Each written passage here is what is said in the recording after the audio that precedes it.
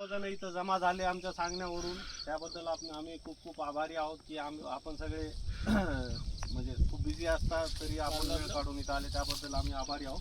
आम्ही आलो आहोत अतुल लिमिटेड या कंपनीकडून, आणि या कंपनीचं एक नवीन तणनाशक सिंडिका म्हणून आलेलं आहे, जे खूप गाजलेलं आहे, महाराष्ट्रात खूप व्हायरल झालेलं आहे. नंबर 1 वर शेतकऱ्याची पसंती आहे आता सिंडिका नावाचं हे तणनाशक.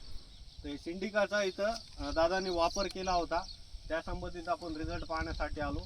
कंपनी कोणतीही असो, प्रत्येक कंपनीचं सांगणं असतं की तणाची अवस्था 4 इंचाच्या आतमध्ये पाहिजे, पण हा जो प्लॉट आहे ऑलरेडी त्याच्यापेक्षा खूप वर गेलेला होता. त्यांच्या काही पर्सनल कारणामुळं, वैयक्तिक कारणांमुळं त्यांनी वेळेवर मारता आलं नाही. तरी पण इथं रिझल्ट, जिथं सिंडिका आपलं सिफिकॅक्स नावाचं आपलं सिलिकॉन बेस स्टिकर आहे, जिथं वापरण्यात आलं तिथं बऱ्यापैकी रिझल्ट आलेला आहे.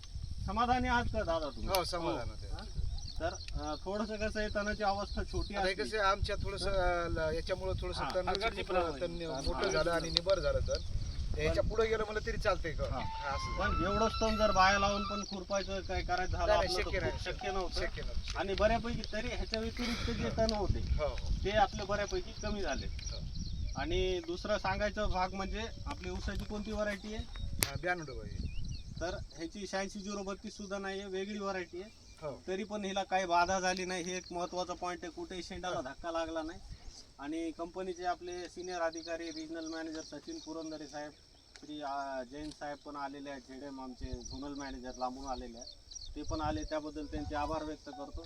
बाकी आता तुमच्या मनात जे काही प्रश्न असतील सिंडिकाबद्दल, कंपनीबद्दल, औषधाबद्दल किंवा दुसऱ्या काही प्रॉब्लेम तर विचारू शकता 2 मिनिटं. मला काय वाटतं, तण कुठलं कंट्रोल होणार नाही का काय? नाही सर, आता आजच्या याच्यावरून